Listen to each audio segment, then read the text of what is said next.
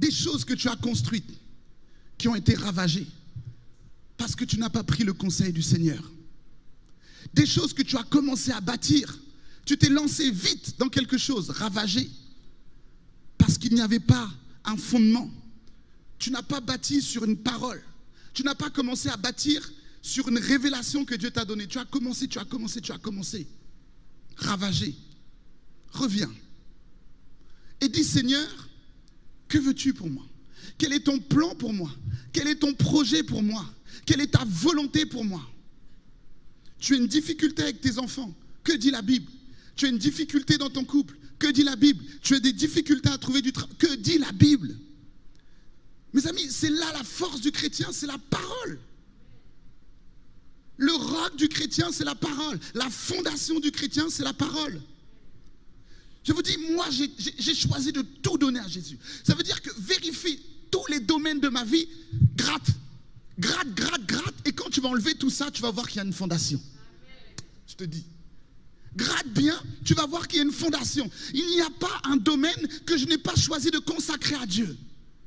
Il n'y a pas un domaine de ma vie que je n'ai pas choisi de consacrer à Dieu. Pourquoi? Parce qu'avant, je bâtissais sur le sable, sur mon intelligence, sur mes compétences, sur mes diplômes, sur mes capacités. Voici sur quoi j'étais en train de bâtir. Ah, tu veux montrer tes diplômes devant Dieu? Ton petit bac plus 5 devant Jésus de Nazareth. Attends. Ton petit bac plus 5 devant Jésus de Nazareth. Ah. Non. La sagesse pour toi, c'est de comprendre que avant de commencer une action, parle à Dieu. Avant de rentrer dans une relation amoureuse, parle à Dieu. Ah, chrétiens, chrétiennes, ne forçons pas Dieu à nous amener dans notre volonté. Et, Seigneur, je rentre dedans. S'il te plaît, fais que ce soit lui. Mais attends, demande avant. Une fois que tu demandes avant, après, tu n'auras plus besoin de prier. Si tu demandes avant, ça veut dire que tu as un fondement. Et tu vas commencer à bâtir sur cette parole que tu as reçue. Mais si tu n'as pas demandé, tu commences à bâtir. Oui, on fait des projets. Et si on achetait? Et si on faisait ça? Mais si on se marie? Et tu bâtis. Et après, tu dis, Seigneur, est-ce que c'est ta volonté? Mais tu as commencé à bâtir. Donc, si Dieu maintenant veut dire, ok, je place ma fondation, il est obligé de tout ravager. Il ravage et dit, ok, maintenant je te mets ma parole. Construisons sur ça. C'est pour ça que nos vies sont parfois dans le chaos. Parce qu'on ne veut pas accepter la pensée de Dieu. On ne veut pas faire alliance avec la parole de Dieu. Mes amis, à chaque situation de nos vies, il y a une parole. Pour chaque situation que tu traverses, il y a une parole. Si tu as un sujet dans la justice, le Seigneur te dit, je suis ton avocat. Si tu as un sujet médical, le Seigneur te dit, par mes meurtrissures, tu es guéri. Si tu as un sujet, je ne sais pas, peut-être dans le travail, le Seigneur te dit, je suis ton berger, suis-moi et tu seras béni et tu seras protégé et tu seras gardé. Car l'Éternel est mon berger et avec lui, je ne manquerai de rien. Amen. Donc chacune des situations par lesquelles tu passes, il y a une parole. Mais si cet après-midi, cette parole encore, tu la prends et elle survole ton esprit, elle survole ton âme, elle ne s'arrête jamais sur toi, eh bien en fait, on va dire message après message, message après message, année après année, tu te retrouves à être un chrétien qui tourne en rond. C'est-à-dire que tu bâtis, et Dieu ravage. Tu dis, oh Seigneur, tu m'as éprouvé. Tu continues, tu bâtis, Dieu ravage. Et puis tu tournes en rond.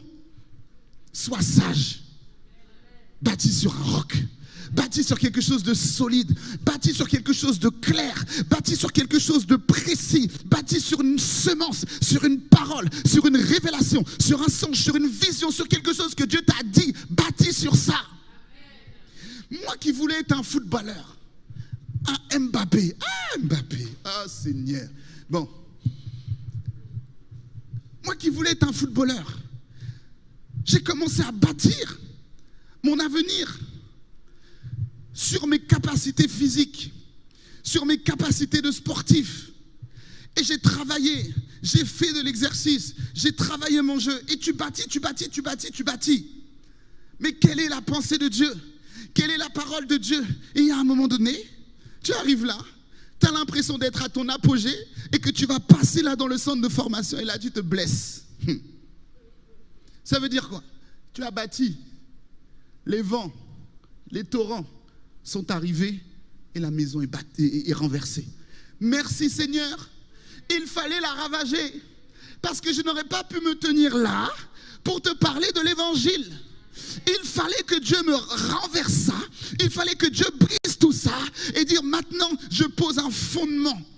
Et mon premier fondement, c'est que tu accepteras de te laisser conduire par moi et par moi seul. Ok. Le deuxième fondement, c'est que serviteur que je suis, Dieu me dit, je connais les projets que j'ai formés sur toi, des projets de bonheur et non de malheur. Donc Dieu place une fondation. Et je dis, mais Seigneur, quels sont ces projets-là? Dieu me dit, tu es un financier. Ah, je connais maintenant, je comprends. Donc il y a maintenant un shifting. Là où j'étais dans la fac de sport, parce qu'il n'y avait pas de fondation, Dieu me dit, tu es un financier. Shifting, frère. Et là, tu dis, voici une fondation. Et maintenant, je quitte l'université de sport et je rentre dans une école de commerce avec une option finance. Parce qu'il y a là une fondation. Et je commence à bâtir année après année, deuxième année, troisième année, quatrième année. Et Dieu va faire que tu aies un bac plus 5. Toi qui étais tout derrière, là-bas, qui a embêté les bons élèves. J'ai embêté les bons élèves. Mais parce qu'il y avait là une fondation. Et une fois que je commence à bâtir, Dieu m'encourage. Il dit, vas-y, continue, continue. Et Dieu me donne un diplôme. Il dit, maintenant, rentre dans la banque. Et j'avance. Voici la banque que Dieu met devant moi. Voici cette banque-là. Ok, merci. Et j'entre. Et puis Dieu te fait avancer de gloire en gloire, de victoire en victoire. Mais c'est parce qu'il y a là une fondation. C'est parce qu'il y a là quelque chose, une parole sur laquelle tu te tiens pour bâtir ton édifice.